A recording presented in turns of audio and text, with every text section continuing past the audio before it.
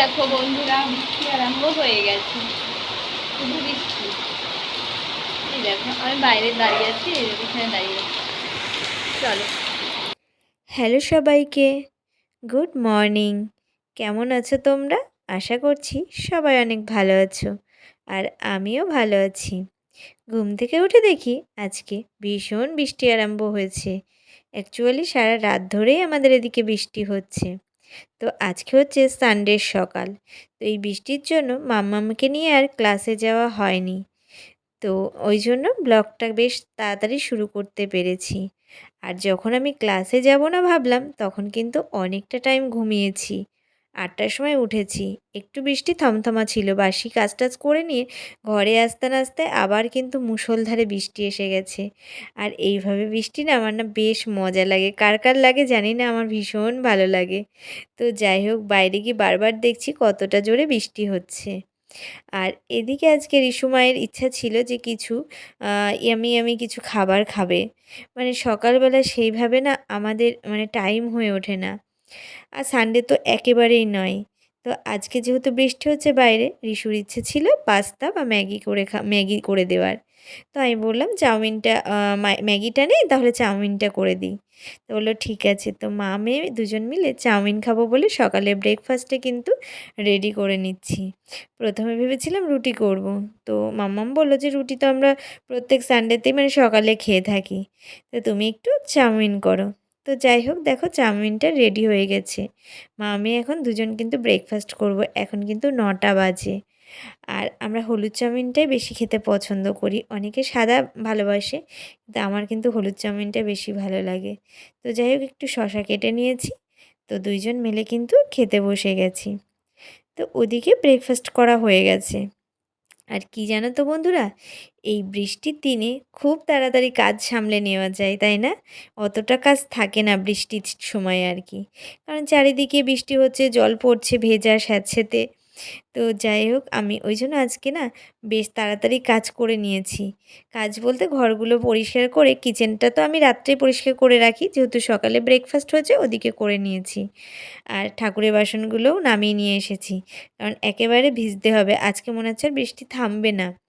তো যাই হোক, আজকে আমি লাঠিটা দিয়ে যেহেতু ঘরের খাটের তলা মুছেছিলাম, ওই জন্য ভাবলাম বৃষ্টির দিনে আর বালতি করে এদিকটা মুছবো না, লাঠিটা দিয়েই বেশ শুকনো শুকনো করে মুছে নেব। তো ওই জন্য আমি বারান্দাটা চলে এসেছি মুছতে চারিদিকে। আর ঘরগুলো আমাকে হাত দিয়েই পোছা লাগাতে হবে, কারণ আমার না পোষায় না লাঠি দিয়ে। ওই যে ঘরের ভিতর চুলটুল পড়ে থাকে, এইগুলো আমার জন্য ঠিক পোষায় না। কিন্তু এইখানে তো আর চুলটুল পড়ে না, ওই জন্য লাঠি দিয়ে মুছে নিচ্ছি। আর বৃষ্টির দিনে না বেশ খুব তাড়াতাড়ি কাজ হয়ে যায়। আর অনেকটা লেটে উঠেও মানে খুব তাড়াতাড়ি কাজটাকে কমপ্লিট করে নিতে পারি, তাই না? তো যাই হোক, আজকে আমার কাজটা খুব তাড়াতাড়ি হয়ে গেল। তো চলো বন্ধুরা, কয়েকটা দিন ধরে ভীষণ শরীর খারাপ, তোমাদেরকে সেইভাবে কিন্তু কোনো ব্লগ দিতেই পারছি না। আগের দিন দিয়েছিলাম, মাঝখানে আবার বন্ধ রেখেছিলাম একদিন। তারপরে ভাবলাম না, একটু ব্লগ করি, কারণ আমার অনেক দিদিভাইরা আছে যারা আমার ব্লগ দেখতে ভীষণ ভালোবাসে, আর আমাকে সুন্দর সুন্দর কমেন্টও করে। তো তার জন্য তো আজকে আমি সিঁড়িটা দেখো এইভাবে লাঠি দিয়ে মুছে নিচ্ছি ক্যামেরা ধরে ধরে। আসলে স্ট্যান্ড রাখার এদিকে সিঁড়িতে কিন্তু সেভাবে জায়গা হয় না, ওই জন্য হাতে ধরে নিয়ে একটু করলে সুবিধা হয়। তো যাই হোক, আর মাম্মামের তো একদমই টাইম নেই যে আমার ক্যামেরাটা ধরে দেবে, আমি তোমাদের সাথে সুন্দর সুন্দর ব্লগ করতে পারবো। ওকে একদম টাইম নেই, আর ওকে আমি বলিও না। কিন্তু প্রথম প্রথম যখন ব্লগ আরম্ভ করেছিলাম আমি, তখন কিন্তু মাম্মাম অনেক হেল্প করতো। এখন আর টাইম হয় না বলে আমিও কিন্তু আর বলি না। তো চলো বন্ধুরা, এই দেখো বাইরে চলে এসেছি। ওদিকে কিন্তু ঠাকুরের বাসন ধুয়ে ফুল তুলে নিয়েছি, আর এখন বৃষ্টিটা একটুখানি থেমেছে। তো ভাবলাম জামা কাপড়গুলো আগে সার্ফ মাখিয়ে নিই, মাখিয়ে নিয়ে ধুয়ে নেবো, ধুয়ে স্নান করে উঠে যাব। কারণ যখন ঠাকুরের বাসন মাজি তখনও কিন্তু আমি বৃষ্টিতে ভিজে গেছিলাম, মানে গায়ে জল পড়ে গেছে। তো এখন আর মানে আর বেশিক্ষণ ভিজবো না, যেহেতু বৃষ্টিটা একটু থেমে গেছে। তো ভাবলাম ফটাফট মানে জামা কাপড়গুলো ধুয়ে নেবো। আর কি বলো বন্ধুরা, আমরা দুজন মানুষ হলো আমাদের জামা কাপড় কিন্তু অনেক হয়ে যায়, দেখতেই পাও। তো এই তো দেখো, তারপরে কিন্তু স্নান করে চলে এসেছি ঘরে। আর ভাবলাম শ্যাম্পু করে নেবো, তো শ্যাম্পুটা আর করা হলো না, কারণ বৃষ্টি এসে গেছিলো। আমি না ওই বাইরেতেই ভালো স্নান করে নিয়েছি, কারণ পুরো ভিজে গেছিলাম বৃষ্টিতে আবার। তো এখন না এরকমই বৃষ্টি হচ্ছে, মানে যেখানেই মানে মেঘটা দেখছে আর সেখানেই কিন্তু একদম খুব জোরে বৃষ্টি নেমে আসছে আর কি। তো এবছর বৃষ্টিটা অনেকটাই বেশি আর কি। তো চলো, এখন আমার স্নান টান হয়ে গেছে, আজকে কিন্তু অনেকটা কাজ আমি আগিয়ে নিতে পেরেছি। তো এখন আমি সিঁদুর পরবো। তো আমার ব্লগ দেখে এক দিদিভাই কমেন্ট করেছিলে যে দিদিভাই তুমি এডিট করো কোন অ্যাপ থেকে? তো আমি যেটার থেকে এডিট করি সেটা হচ্ছে ইনশট। তো অনেক অ্যাপ আছে, যার কাছে যেটা সহজ লাগবে তো সে সেটার থেকেই করতে পারবে। কাইনমাস্টার আছে, ইনশট আছে, আরও অনেক আছে। তবে কি জানো তো, কাইনমাস্টারের থেকেও আমার জন্য ইনশটটা খুব ইজি লাগে। তো ওই জন্য আমি ইনশট থেকে মানে এডিটটা করে থাকি। তোমরাও যদি ব্লগ করো বা এডিট করার কোনো ঝামেলা ভাবছো কীভাবে করব, তাহলে প্লে স্টোরে গিয়ে ইনশটটা ডাউনলোড করে নাও। ইনশট ডাউনলোড করার পরে তোমরা কয়েকটা দিন ওখানে একটুখানি মানে ঘাঁটলে আর কি, একটুখানি কাজ করলে তোমরা কিন্তু বুঝতে পারবে আর খুব ইজি হয়ে যাবে। আর হ্যাঁ, কেউ যদি জানতেও চাও যে কীভাবে এডিট করো, তাহলে আমি চেষ্টা করব তোমাদেরকে দেখানোর।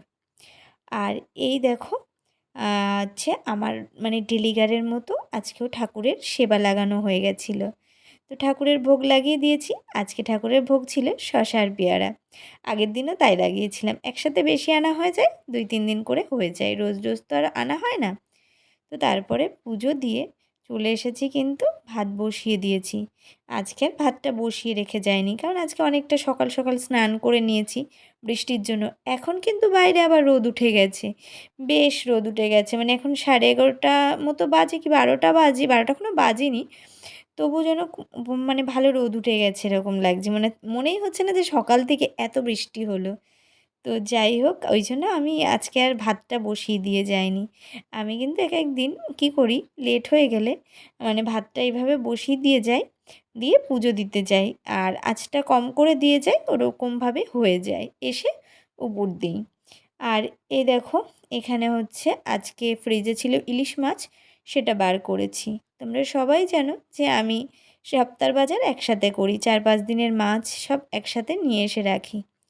তো এদিনও ইলিশ মাছ নিয়ে এসেছি। আসলে কি জানো, রুই মাছের থেকে ইলিশ মাছ, চিংড়ি মাছ, এই মাছগুলো আমার রিশু ভালো খায়। তো আমি চেষ্টা করি বাজারে যখনই দেখি ওঠে, আর এই টাইমটা যেহেতু বর্ষাকাল, তো এই ছোটো ছোটো কাঁচা ইলিশ মাছগুলোও দুর্দান্ত টেস্টি হয়। বড় ইলিশগুলো কিন্তু অতটা ভালো হয় না। তো ওই জন্য আমি আগের সপ্তাহে 2 দিনের জন্য নিয়ে এসেছিলাম, আর এই সপ্তাহে 1 দিনের জন্য নিয়ে এসেছি। মানে একটা ইলিশ মাছ নিয়ে এসেছি, এই যে 2 পিস মাঝখানে আর মাথা আর লেজা হয়েছে। তো আমি আর রিশু তো আমাদের 2 জন মিলে আরামসে হয়ে যায়। তো মাম্মাম কি বলছে জানো, মানে যেহেতু আজকে সানডে, আজকে তো আর নাচে যায়নি, ওই জন্য চিকেনও নেই সাথে। তো রিশু কী বলছে জানো, যেহেতু ওর চিকেনের থেকেও ইলিশটা বেশি পছন্দ। তো বলছে এখন যেহেতু বেশি ইলিশ পাওয়া যাচ্ছে, চিকেন না আনলেও হবে, তুমি 2-3 দিনের ইলিশ মাছ একসাথে এনে রাখবা। মানে আমি সপ্তাহে 2-3 দিন ইলিশ মাছটাই খাবো। আমি বলেছি ঠিক আছে, তাহলে সামনের সপ্তাহে বাজারে গেলে কিন্তু তাই করব, যে রুই মাছটা আনি, ওর বদলে কিন্তু আবার ইলিশ মাছ এনে রাখবো। মাম্মাম ভীষণ ভালোবাসে, আর আমাদের বাড়িতে সবাই ইলিশ মাছটা যেন বেশি ভালোবাসে। আর ইলিশ মাছটাকে দেখো ভাজা বসিয়ে দিয়েছি, একদম একটু এপিট ওপিট করে নেবো, খুব কড়া করে ভাজি না। একটু বড় হলে তো একেবারেই কাঁচা রান্নার চেষ্টা করি, তবে যাই হোক একটুখানি, যেহেতু খুব বড় তো না, এই জন্যে একটু এপিট ওপিট করে নেবো।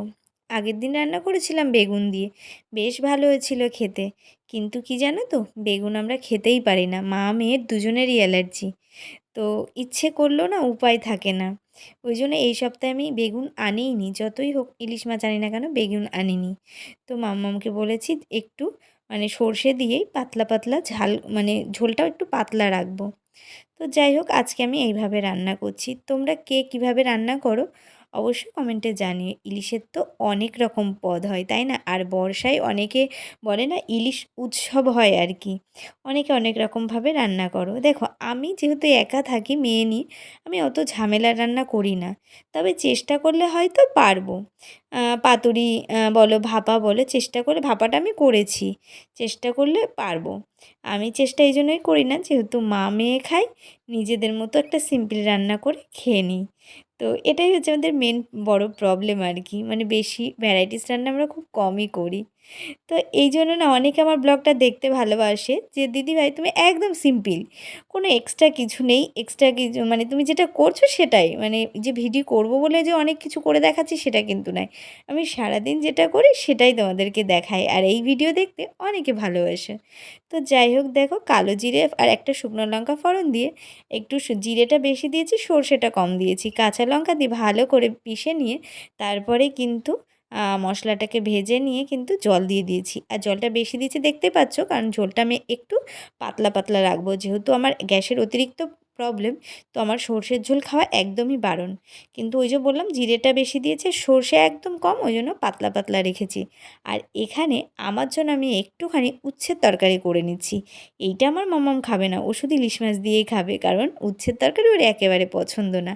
আলু, উচ্ছে, পেঁপে সব দিয়ে একটা তরকারি করেছি। আজকে দুপুরের মেনু এই আমাদের ইলিশ মাছের ঝাল আর উচ্ছের একটু তরকারি আর এই যে ভাত। তো চলো দুপুরের খাওয়া দাওয়া করে নিই।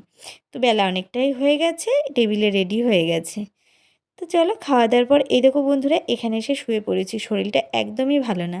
তো চলো আজকের ব্লগটা এখানেই শেষ করছি। আর এই দেখো গালে যে দাগটা হয়েছিল এই দেখো বোঝা যাচ্ছে, দেখা যাক কিভাবে কমে। তো যাই হোক আজকের ব্লগটা এখানেই শেষ করছি। ভালো লাগলে লাইক কমেন্ট শেয়ার করে দিও। আর এইভাবে পাশে থেকো, আর যেসব বন্ধুরা আমাকে ভালোবাসো এইভাবে ভালোবাসতে থেকো। দেখা যাক, সুস্থ থাকলে ছোট ছোট ব্লগ অবশ্যই তোমাদের সাথে শেয়ার করব।